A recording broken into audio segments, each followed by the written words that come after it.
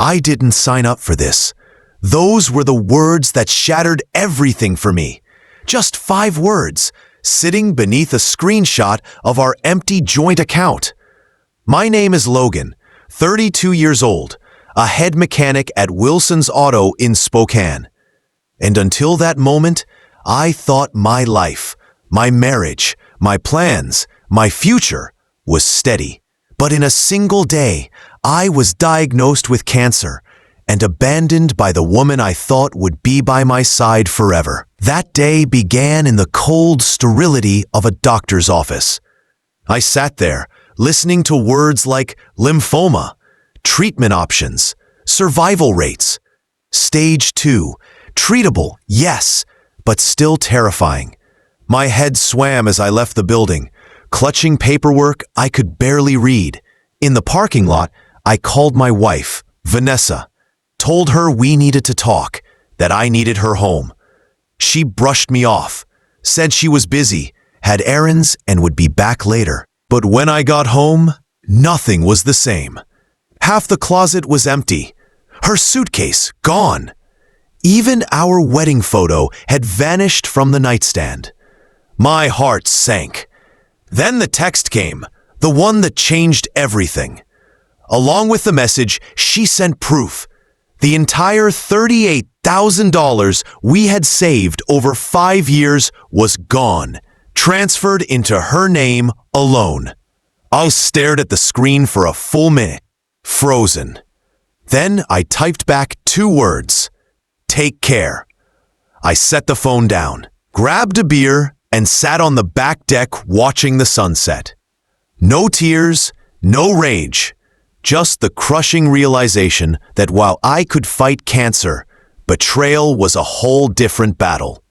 Tim, my neighbor, noticed me sitting there. He leaned over the fence and asked if everything was okay. I told him, "Got some health news. She didn't take it well." He didn't pry, just said his wife, Lisa, makes a mean casserole, and to let him know if I needed anything. That simple kindness was more than Vanessa had given me all day. Later that evening, I pulled out a folder my Uncle Brian had given me a month earlier. Brian had been an estate planner before retirement, and he'd helped me settle paperwork after my grandfather passed, leaving me a small piece of land up north. I remembered his words clearly. Everyone needs their affairs in order, especially when you're married. At the time, I thought I was protecting Vanessa, protecting us. But that night, staring at those papers, I knew things had changed. The cancer wasn't optional. The betrayal, though, that was a choice. And if Vanessa could make her choice so easily, I had to make mine. I picked up the phone and called Brian. "Remember that conversation we had about estate planning?" I asked. He paused. "Everything okay, Logan?" I swallowed hard. "No, but it will be. ... You know, people often think marriages collapse overnight. One big fight, one shocking moment, and it all crumbles. But looking back, I can see the cracks in my marriage to Vanessa started long before the diagnosis, long before the betrayal. I just didn't want to see them. I met Vanessa in 2016 at my buddy Drew's wedding. She was stunning. Sharp eyes, quick wit, a laugh that turned heads. A paralegal at a downtown law firm. She had the kind of confidence that drew people in. We moved in together within 6 months, married the next year. For a while, it felt like we were building something solid. We bought a fixer-upper, saved money diligently, and spent weekends knee-deep in renovations. I'd tear out cabinets, lay new floors, install plumbing, while Vanessa picked paint colors and staged before and after photos for her social media. She called us a renovation success story. From the outside, it probably looked perfect. But beneath the surface, differences ran deep. I came from a modest background. My dad died when I was 13, and my mom raised my sister and me on a teacher's salary. She drilled into us the value of hard work, living within our means, and always having a backup plan. That stuck with me. Every dollar mattered. Every choice had weight. Vanessa came from a different world. Her parents provided everything: college tuition, a new car every few years, even the down payment for our house. They never understood why she chose me, a mechanic, instead of someone with more ambition, more status. Her father, a corporate attorney, would introduce me at events as Vanessa's husband, never by my name. I laughed it off at the time, but it stung. Over the years, those differences widened. 3 months before my diagnosis, Vanessa started talking about moving to Seattle. She claimed there were better opportunities there, though I suspected it had less to do with her career and more to do with chasing the lifestyle she thought she deserved. I resisted. Spokane was home. My job was steady. Our friends were here, and the house was nearly paid off. Each time I pushed back, she grew quieter, more distant. She spent more nights out with friends I never met. Then came the subtle jabs that cut deeper than arguments ever could. Don't you want to do something more with your life than fix cars? My college roommate's husband just made partner at his firm. They're building a vacation home. Sometimes I wonder what would have happened if I'd moved to Chicago after graduation instead of staying here. I ignored them, telling myself every marriage has rough patches, that love could outlast doubt. But then I found a business card tucked in her purse from an upscale apartment complex in Seattle. I didn't confront her, didn't yell, didn't accuse. Instead, I quietly called my Uncle Brian, began updating legal paperwork, started documenting assets, just in case. I didn't realize it then, but Vanessa had already checked out of our marriage. And when the diagnosis came, it gave her the excuse she'd been waiting for. That night, after I hung up with Brian, I sat alone in my silent house, staring at the half-empty closet, wondering how long she'd been planning her escape. Some moments in life split your world into before and after. For me, that moment was sitting in a doctor's office, hearing the words, "You have lymphoma." It started innocently enough. A nagging cough, swollen lymph nodes, fatigue I couldn't shake. I thought it was just a lingering cold. But the blood tests told a different story. The biopsy confirmed it. Stage 2 lymphoma. Treatable, yes, but a fight I never imagined I'd face at 32. The night before the final diagnosis, Vanessa and I sat across from each other at the dinner table. She chattered about a coworker's promotion, her fork clinking against the plate. I stared at her face, waiting, hoping she'd notice the fear in mine.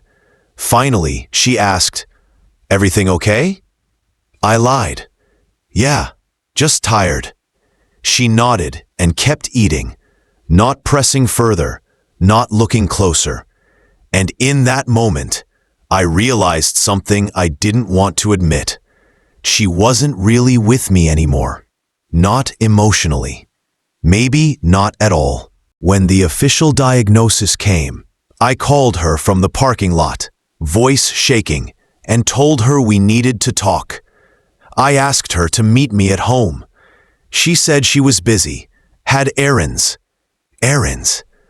I clung to the hope she'd show up later, ready to face it together.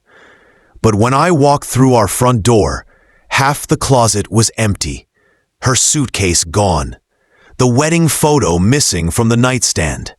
My stomach dropped. My chest felt hollow.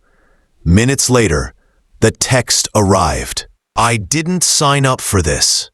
5 words, a screenshot attached of our joint account. Emptied. The $38,000 we'd saved over 5 years, gone in an instant. Transferred into her name alone. I didn't rage. I didn't cry. I just typed back 2 words: take care. Then I set my phone down, grabbed a beer, and sat on the back deck, staring at the sunset as the weight of my life shifted. The cancer, I could fight. The betrayal, that was another kind of poison. The next morning, I started chemotherapy. The first session hit harder than I expected. The nurse, Julia, smiled gently as she hooked up the IV. "First one's the hardest. You'll get through this." I nodded, but inside, I felt hollow. I hadn't told anyone but my neighbor Tim about Vanessa leaving. Saying it aloud felt too real, too shameful. When I got home, there was a casserole waiting on the porch with a note from Tim's wife, Lisa. "Made too much. Enjoy." I knew it wasn't true, but it was kindness all the same. I tried to eat, but the food came back up, leaving me curled on the bathroom floor, sweating and shaking, alone. That night, I finally called my sister Ellie in Portland. Told her everything: the diagnosis, Vanessa, the money. She wanted to drive up immediately, but I told her to wait. I needed to sort things out first. The next day, I called the bank. That's when I learned Vanessa had emptied our account within 40 minutes of my phone call from the doctor's office. She didn't even wait to hear the details, just knew I was sick, and that was enough reason for her to run. Something inside me hardened then. The sadness shifted into something else. Not anger exactly, more like purpose, a steady fire. Vanessa thought she'd left me broken, but she had no idea what I still had left. You'd think cancer would be the hardest thing to face, but lying in that hospital chair with chemo dripping into my veins, I realized betrayal hurts worse than poison. At least with cancer, you know what you're fighting. With betrayal, it blindsides you. That night, I dug through the folder my Uncle Brian had given me months earlier. Legal papers, drafts of a will, property deeds, account records, all neatly organized. Back then, I thought they were just precautionary. Now, they were ammunition. I called Brian, my voice hoarse. "Remember when you told me to get everything in order? You were right. Vanessa's gone. She took the money." There was a long silence on the other end. Then he said, "Logan, listen carefully. This isn't the end. If she thinks he's walking away with everything, she's got another thing coming." Brian drove down from Sandpoint the next day. We spread the papers across my kitchen table like generals planning a war. He explained how we could lock down what was left: my truck, the house, even the small parcel of land my grandfather had left me. Vanessa thought she'd cleaned me out, but she didn't know about the inheritance. She didn't know I'd already shifted certain assets quietly into a trust Brian had set up years ago. "She wanted your savings," Brian said. Adjusting his glasses. "Fine, let her think she won, but don't tell her about this land or the trust, not yet." I nodded. The plan wasn't about revenge. Not then. It was about survival, protecting what little I had left from a woman who saw me as disposable. Days turned into weeks. Chemo drained me, but each treatment fueled my determination. When the nausea hit, when my body shook from weakness, I reminded myself I wasn't just fighting cancer. I was fighting for my dignity, my future. Then, 3 weeks after Vanessa left, she reappeared. Through a lawyer. A letter arrived demanding half the house and spousal support, citing her emotional suffering. I laughed when I read it. Not a bitter laugh, more like disbelief. She'd emptied our account, walked out on me at my lowest point, and now wanted more? I called Brian immediately. He read the letter twice, then smirked. Good. Let her push. She has no idea what's coming. That night, I sat on the porch with Tim, my neighbor. He cracked open a beer and asked, "You doing okay, buddy?" "Better than she thinks," I replied. He raised an eyebrow, but didn't press. Sometimes silence is the best kind of support. Inside, though, the fire was spreading. Vanessa believed she'd bled me dry, that I was too weak to fight back. But she hadn't counted on the one thing cancer couldn't take from me: resolve. The wheels were in motion now. And Vanessa? She was about to learn that walking out wasn't the end of the story. It was the beginning. People reveal their true selves in moments of crisis. Cancer revealed my weakness, but Vanessa's response revealed her greed. Her lawyer's letter sat on my kitchen table for 2 days before I could bring myself to read it again. It wasn't just cold, it was calculated. She claimed she had sacrificed the best years of her life for our marriage, that she was owed half the house, spousal support, and compensation for emotional distress. Emotional distress? I was the one hooked up to machines, pumping chemicals through my veins. I was the one who couldn't keep a meal down. But she, the woman who emptied our savings and walked out the day of my diagnosis, had the nerve to paint herself as the victim. I took the letter to Uncle Brian. He scanned it slowly, then leaned back with a chuckle. "This is good. The greedier she gets, the more she overplays her hand." "How do we fight back?" I asked. He tapped the table. "Patience. Let her believe she's winning. We'll use her own demands to expose her." So that's what we did. My lawyer filed a calm, professional response. Yes, we would cooperate, but all finances must be disclosed. Every transfer, every account. If Vanessa wanted to play the victim, we'd let the court see where the money really went. Meanwhile, chemotherapy continued. Some days I could barely stand. I shaved my head after the first clumps of hair fell out, not wanting to give Vanessa the satisfaction of imagining me broken.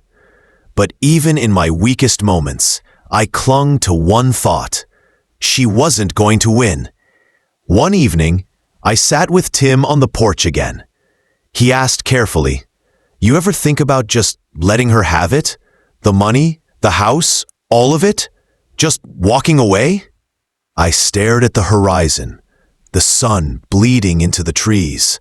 No, because if I let her take everything, she wins twice. She took my marriage. She doesn't get to take my dignity too. A week later, Vanessa made her first big mistake. Her lawyer sent another demand, this time claiming I had hidden assets. That was a problem for her, because to prove it, she had to list everything she believed I owned. And in doing so, she revealed her hand. She only knew about the house, the truck, and the account she drained. She had no idea about the land my grandfather left me, no clue about the trust Brian had built quietly in my name. Brian smiled when he saw the paperwork. Perfect. She thinks she knows everything. That arrogance is going to bury her. And he was right, because while Vanessa schemed for more, she didn't realize the ground beneath her was already cracking. Cancer was attacking my body, yes, but Vanessa's greed, that was going to be her undoing. If betrayal is a knife in the back, greed is the hand that keeps twisting it. Vanessa wasn't satisfied with draining our savings or demanding half the house. No, she wanted everything. Her second letter arrived just as I was recovering from a brutal chemo session. My body was weak, my skin pale.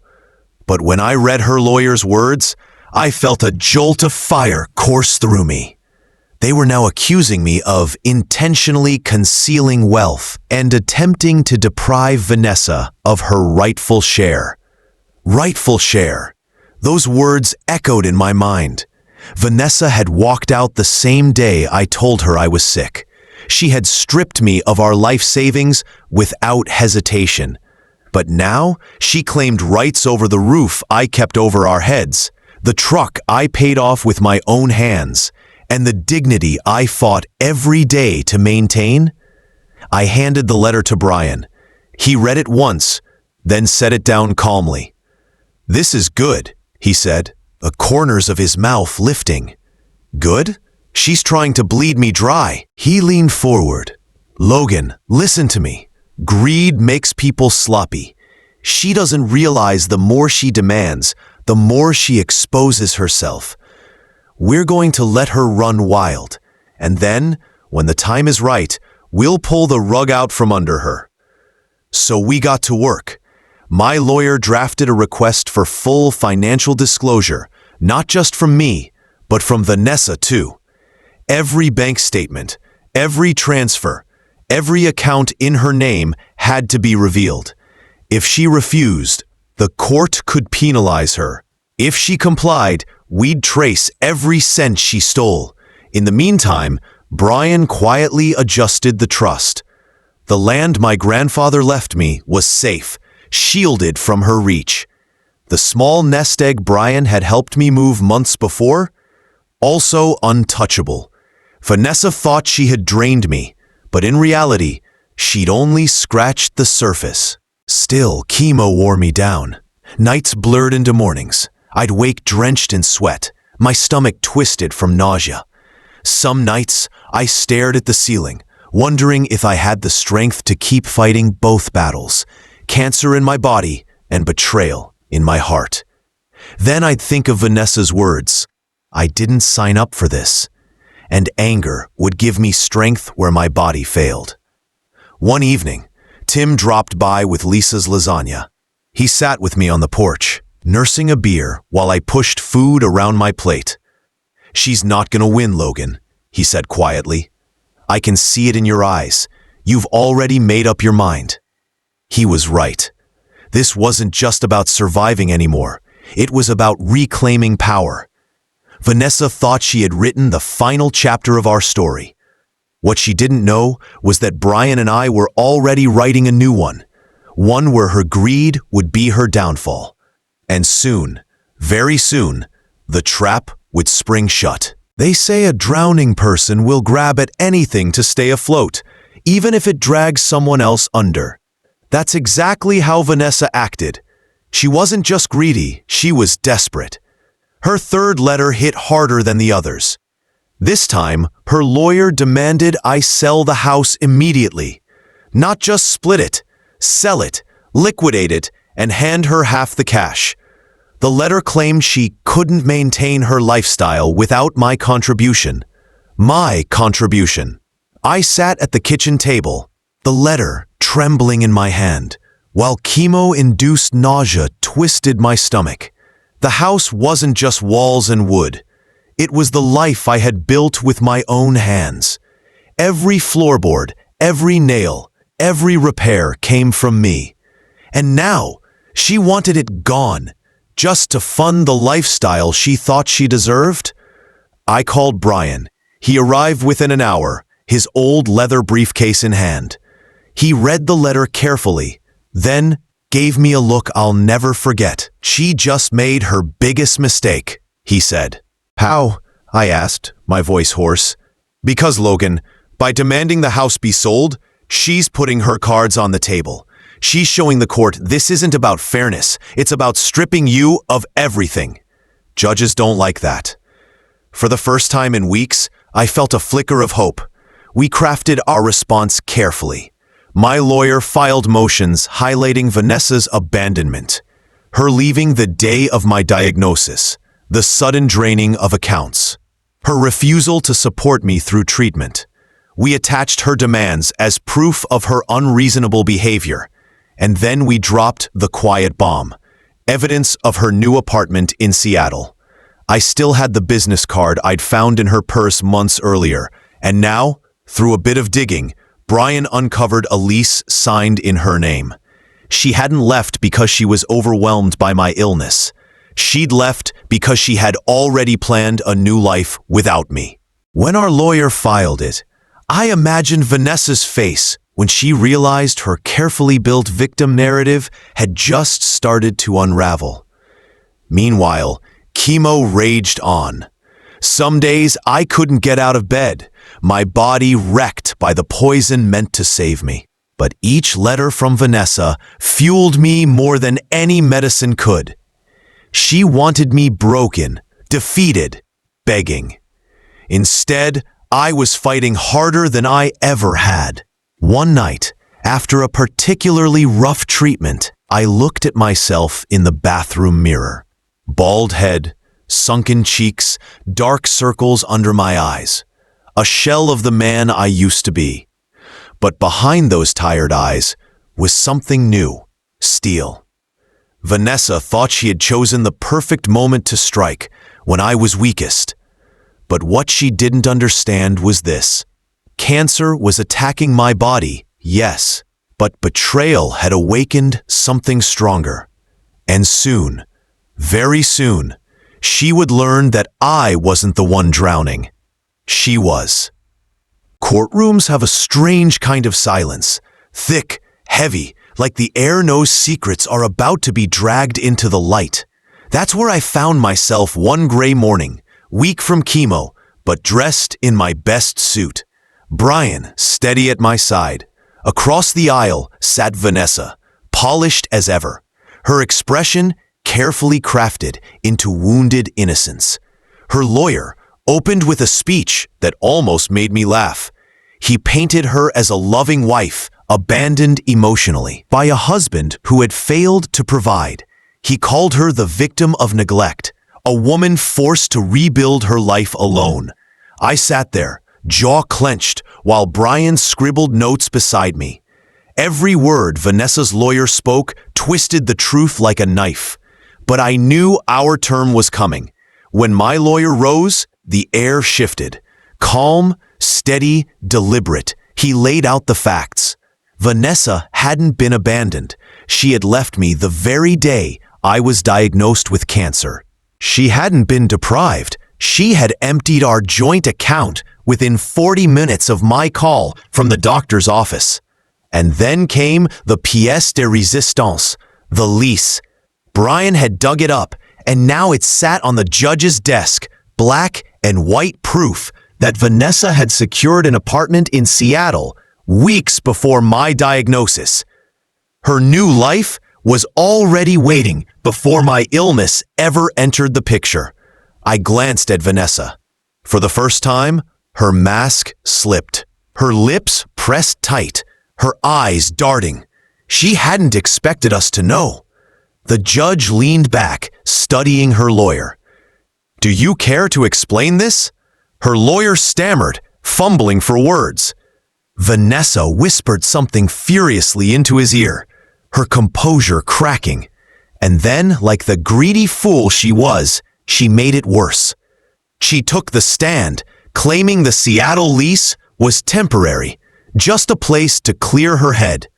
But when pressed about the drained bank account, she faltered. I needed security," she said. Logan wasn't stable.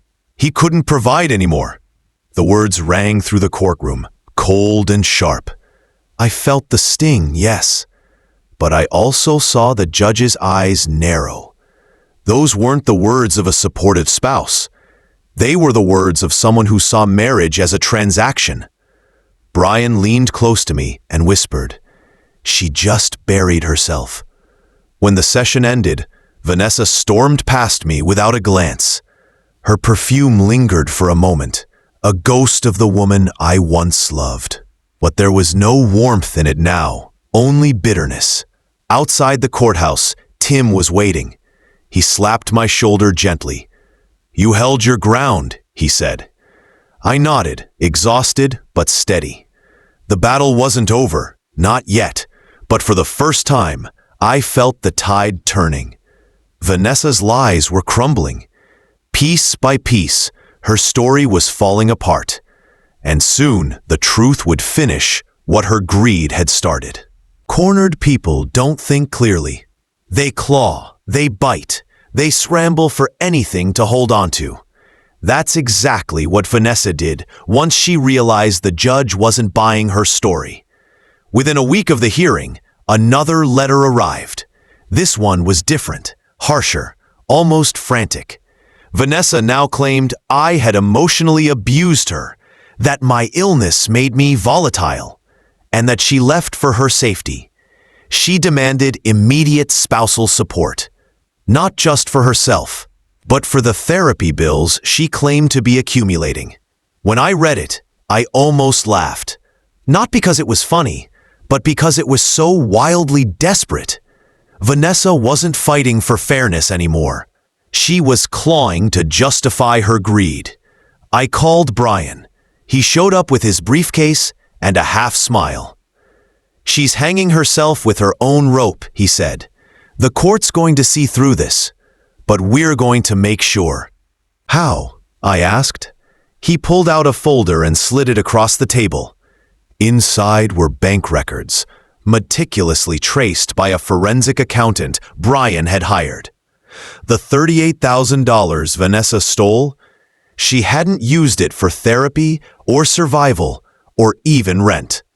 She'd spent nearly half of it on luxury shopping, designer handbags, spa packages, weekend getaways. The paper trail was undeniable. "We'll let the judge see this," Brian said. "When they compare her words with her actions, she won't just look greedy. She'll look like a liar." For the first time in months, I felt something close to satisfaction.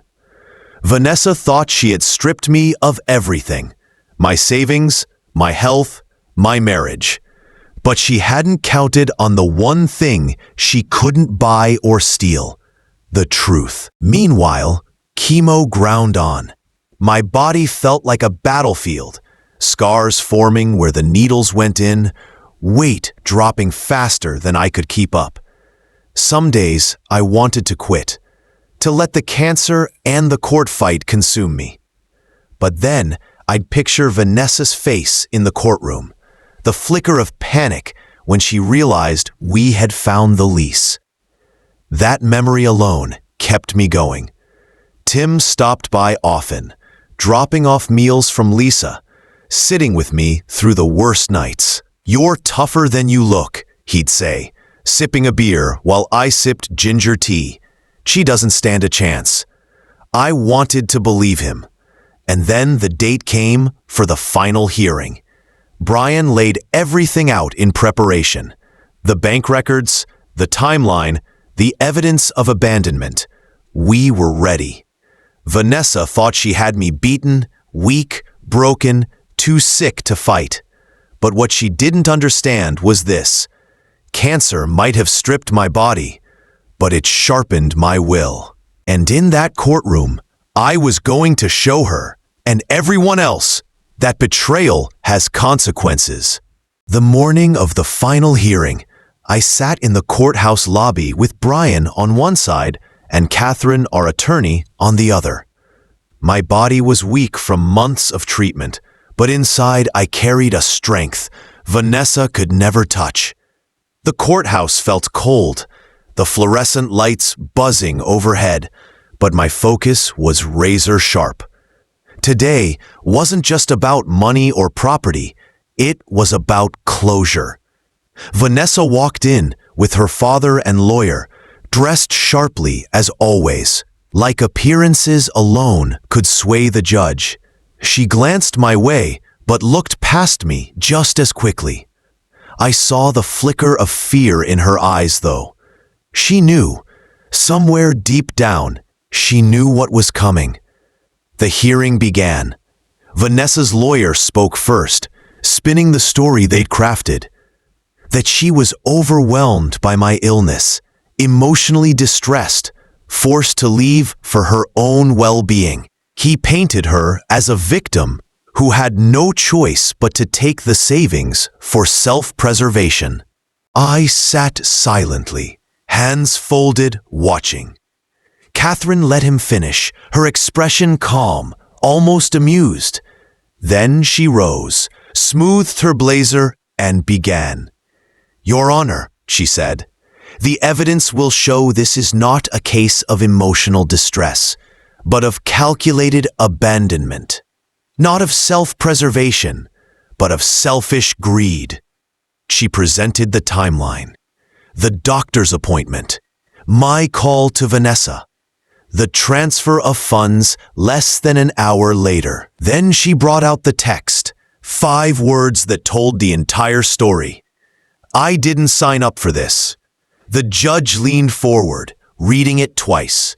Next came the bank records. Vanessa's so-called therapy bills were designer purchases, luxury trips, and wire transfers to her parents. Catherine's voice never wavered as she laid it out, piece by piece. Finally, Megan's statement, Vanessa's own cousin, confirming she knew about my diagnosis when she ran. The betrayal crystallized on paper. When Catherine finished, the courtroom was silent. Vanessa's lawyer shuffled his papers, avoiding the judge's eyes. Vanessa sat frozen, her face pale, her mask slipping. The judge turned to her.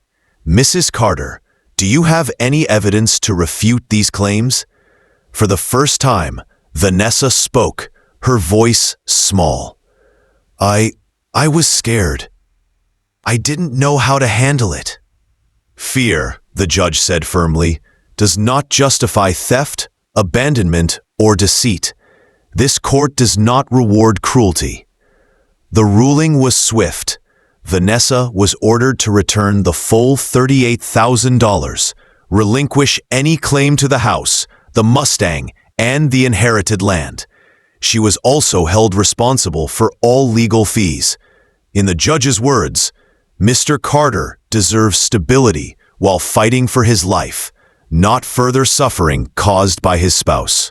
As the gavel struck, a weight I hadn't realized I was still carrying lifted from my chest. It wasn't triumph I felt, not joy, just peace. Vanessa avoided my eyes as she left, her father's hand gripping her arm tightly. For once, I didn't care what she thought, or whether she regretted it. Outside, Brian clapped me on the shoulder. "It's over," he said. I nodded. "Yeah, it's over." And for the first time in a long time, I believed it.